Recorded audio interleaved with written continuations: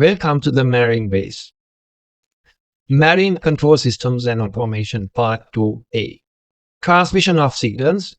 In this video, in pneumatic controllers nozzle flapper arrangement, force balance and motion balance transducers will be discussed.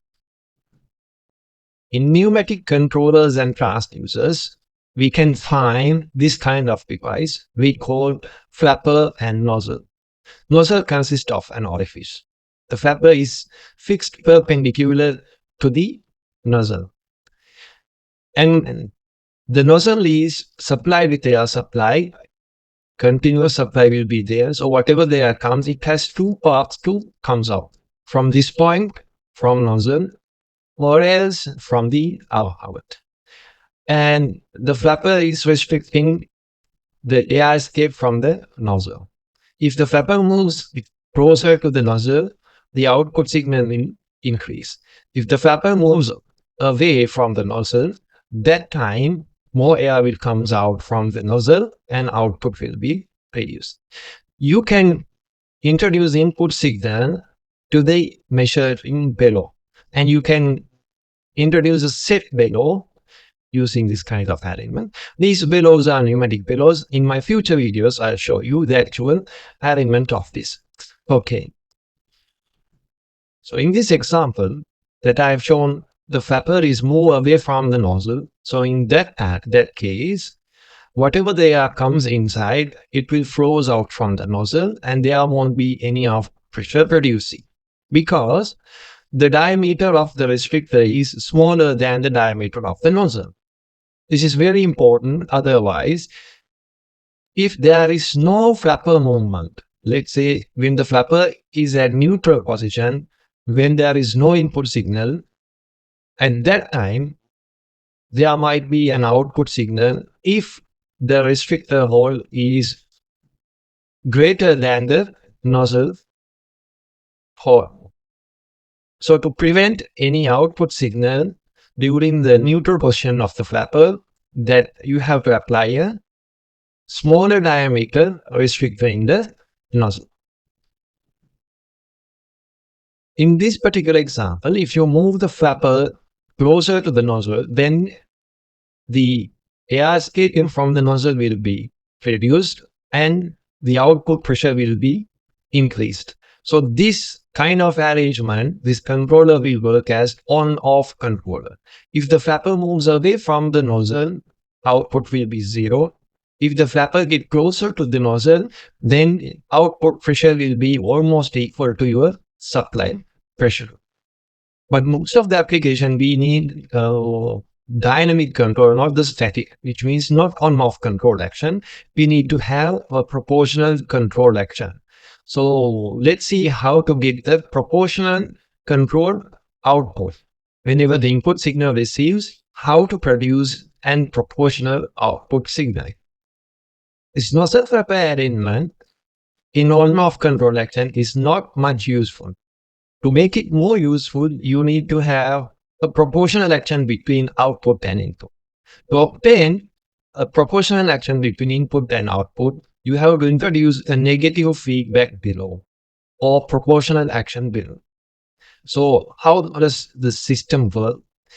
Whenever the input signal comes, measured value, then the flapper gets closer to the nozzle.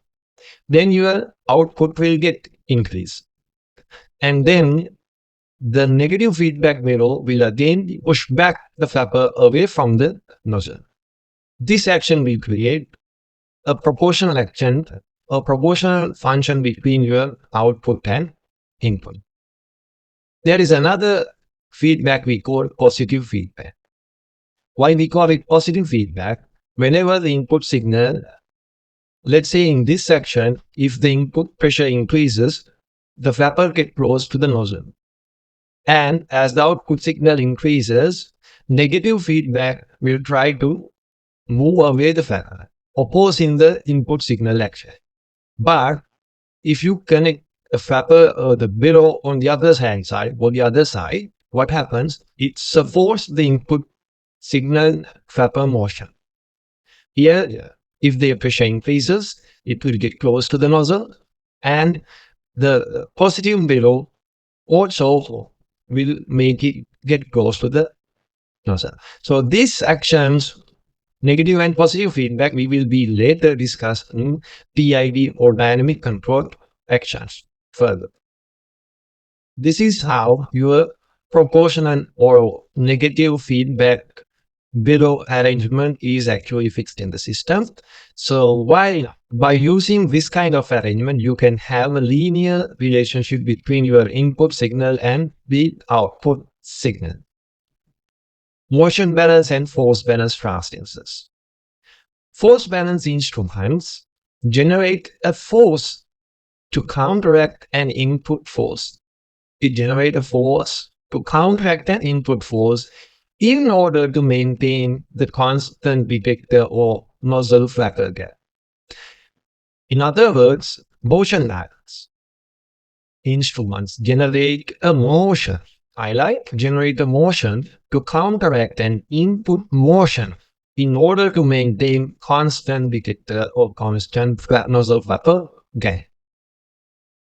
Let's say in this force balance transducer, there is a seesaw, two persons are there. If the left-hand person apply force downwards, then what happens? There will be a force on upward direction to the right-hand side, guys. The seesaw will come into this position. So what happens to this x1 gap? It reduces to x2 element, right? So now if someone was to restore the position, so then what happened? This right-hand side guy, he has to apply same force down now. So the input force from this guy, he has to counteract by opposite force. So we call force balance transducers. Now this is example of the same. This is your flapper and the nozzle. This is the input signal. Once you give the input signal, what happens? The flapper try to move down. So then the negative feedback value, if you use, it will apply a force to maintain constant detector gap X. So this kind of alignment we call force balance transducer. There are another example of force balance transducers. You can see this one. There's a compressed air and this is the applied pressure. If the pressure increases, this fulcrum moves down. Then what happens? The air pressure, back pressure apply on this thing and it tries to move away. So the force comes from this bottom view and it will restore the neutral position. So to counteract this force, it produce or it generate another force. And this fulcrum is there. So it's very important that force balance transducer has a single fulcrum in most cases. Here also, it's a force balance example. Input signal is there. When the nozzle gets closer, this is the negative feedback. So it will counteract the counter force, the input force. Next one is electro-pneumatic transducer. Electro-pneumatic transducer. Let's see how does this one work. You have input pair signal, there is a below. So if the input pressure moves up or goes up, then this device we call LVDT, linear variable differential transformer. I will explain in my future video, complete session about LVDT. When the core moves up, the secondaries will get imbalance and produce some output. That output is linear to this core movement, which means it proportional to the variation of air pressure. Then that fed into an operational amplifier. It will convert this voltage signal into a current signal, and this current signal is applied to a force motor. Then, as the current increases, this force motor will move downwards, restoring the core position into again its neutral position. So this is how it works. So this one we can say, you can use this one as, here is pressure. Pressure will convert into mechanical movement and then pressure is converted into V. So you can say it's a pressure into voltage converter. This and from this place, it's voltage and again it converts into current. So you can say this part its voltage into current converter.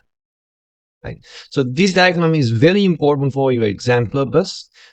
You can draw this diagram for electro-pneumatic transducer or electro-input transducer application. Why do we use the term transducer? Transducer is a sensor, but actually it changes its energy format. It receives energy in one format, it produces output in another form of energy. Here the pressure energy is converted into a current, or we call electrical energy. So we call it as a transducer. Other example of the same, there is a diaphragm, so input pressure, as the input pressure varies, there is a fixture or beam. It will deflect the light source, and there are two photocells, phototransducers, and the voltage variation will take place because of this input force. And again, this voltage to current converter fed to a force motor, and force motor again counteract the force of this applied pressure, and then it will achieve the proportional control action. So we call electronic force balance transducer. Motion balance transducer. Let's say in this particular case, if this left-hand person moves his side down, then your X gap get altered, it will reduce. So if you want to restore the X gap, the other person has to lift this part of the seesaw up. So which means to count, there will not be any force applied. If this person moves this one down, there won't be any force applied on the second person. So there will be input motion, and that input motion will counteract by the motion produced by the other person. So we call this one as motion balance transducer. There is no fulcrum. So highlight that there is no fulcrum. So whenever there is no fulcrum, let's say now measured signal comes from up, it get flapper to get closer to the nozzle. So as the pressure increases, then the flapper starts to move away. So move away. And input motion is countered by output motion. There won't be any force. Right? So we call it as motion balance transducers. And see these two examples again. Now this is similar to the previous force balance example with the board and tube. And if the pressure increases, what happens? This one will be, the back pressure will increases and board and tube will goes away to maintain the constant nozzle bed. So input motion countered by the motion of the board and tube. Here in this particular example, input pressure, let's say if it is increased, the nozzle flapper gap will reduce. So output below it connected to the nozzle, right? Nozzle. So as the pressure increases, it will cause your nozzle. The nozzle is connected with a flexible tube, so it will get away from the flapper. I hope that you understand pneumatic nozzle flapper arrangement and force balance and motion balance transducer. Stay tuned that in next session I will explain about pneumatic relays, amplifiers, volume boosters, and square root extractors. All these functions will be discussed, and then we will move to 420 milliampere hard protocol, hybrid communications, and then the transmission of signal path will be completed. Thank you.